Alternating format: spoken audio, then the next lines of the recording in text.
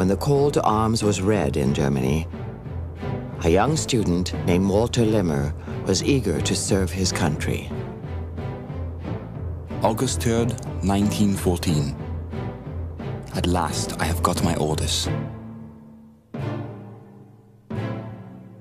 Dear Mother, please try to keep constantly before your mind what I have realized. If at this time we think of ourselves and those who belong to us, we shall be petty and weak. We must have a broad outlook and think of our nation, our fatherland, of God.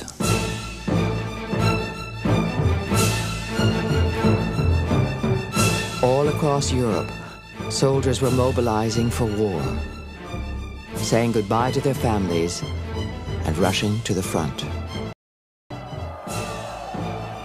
Our march to the station was a gripping and uplifting experience. It seemed as if one lived through as much in that hour as ordinarily in months and years. This hour is one such as seldom strikes in the life of a nation. Not everyone was as excited as Walter Limmer. Some were terrified. But the German army had never lost a war. The strategy, called the Schlieffen Plan, was daring and required precision timing.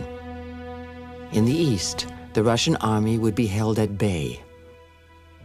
In the west, the German army would avoid France's line of forts by sweeping west through neutral Belgium and then turning in a huge arc south into France. The French army would be destroyed in Paris. The war on the Western Front would be over by Christmas. Then the German army would turn to Russia. The German Kaiser Wilhelm II summed up the plan in a phrase: Paris for lunch, dinner in St. Petersburg.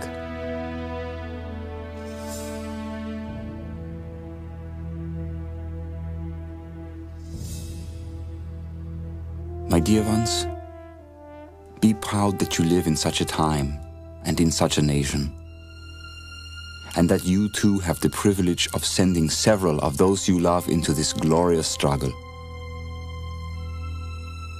It is a joy to go to the front with such comrades. We are bound to be victorious. Walter Limmer's illusions of were about to vanish, for what awaited him was a new kind of war. He was killed in his first battle. Mistakenly believing that the Belgian thrust was a diversionary attack, most of the French army moved northeast toward Alsace and Lorraine.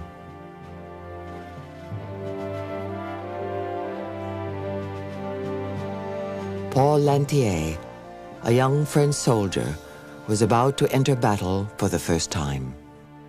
He was ready, he wrote in his diary, to sacrifice his life to retake the soil of France.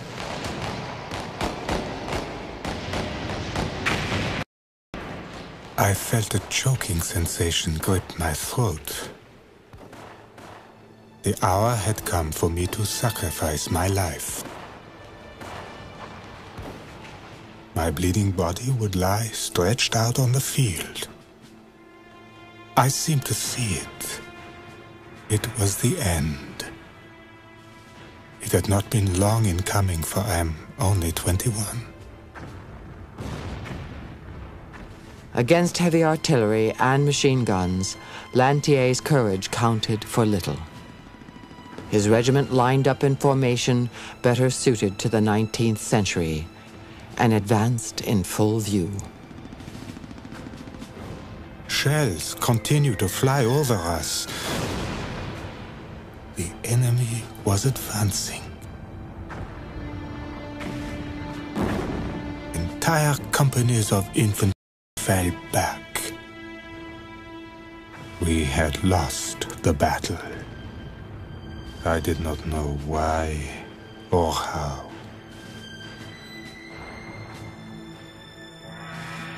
They were devastated. The French were slaughtered. Many of them were still wearing the brightly coloured uniforms that armies used to wear in the past. Now, in the past, armies wore brightly coloured uniform because there was so much smoke on the battlefield that if you didn't have bright uniforms, you couldn't see who were your friends and who were your foes.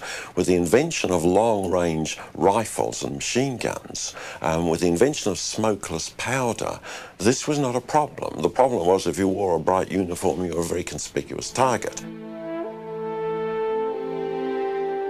In 4 days, over 40,000 French soldiers were killed.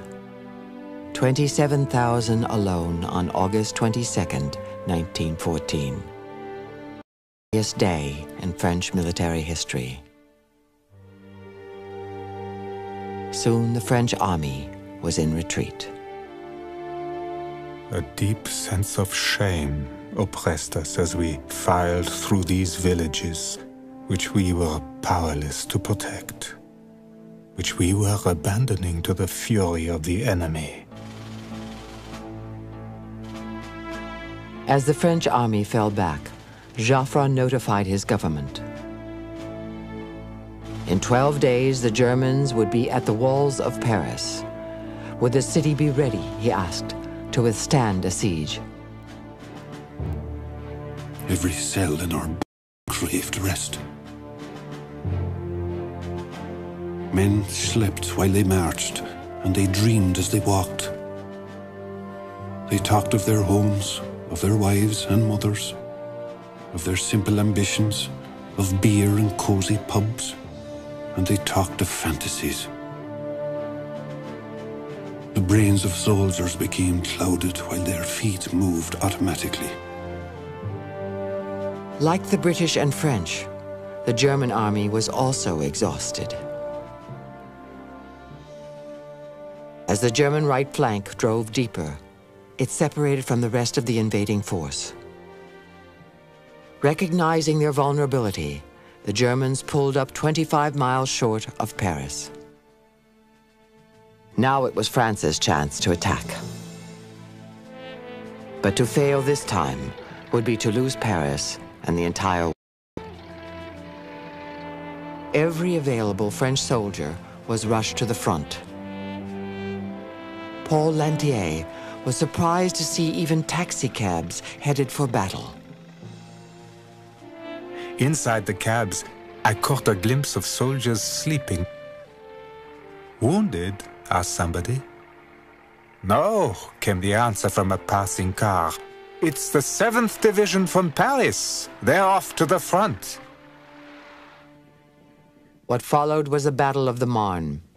It lasted 6 days and involved 2 million men. When the battle ended, the German advance had been stopped. Paris was saved. The Schlieffen Plan was in ruins. But stopping the Germans was not the same as stopping fighting. To survive against the modern weapons of war, soldiers abandoned their 19th century tactics of open warfare and began digging into the earth. Trenches spread mile after mile. Stalemate was born.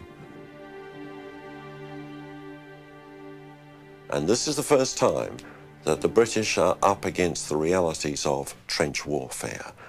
And they're absolutely baffled as to why they have not been able to drive the Germans back, have not been able to break through. This is for them a whole new phenomenon. Reaching stalemate was the bloodiest period of the entire war. In 5 months, 400,000 French soldiers were killed. German casualties were just as staggering. The small British force had been almost wiped out.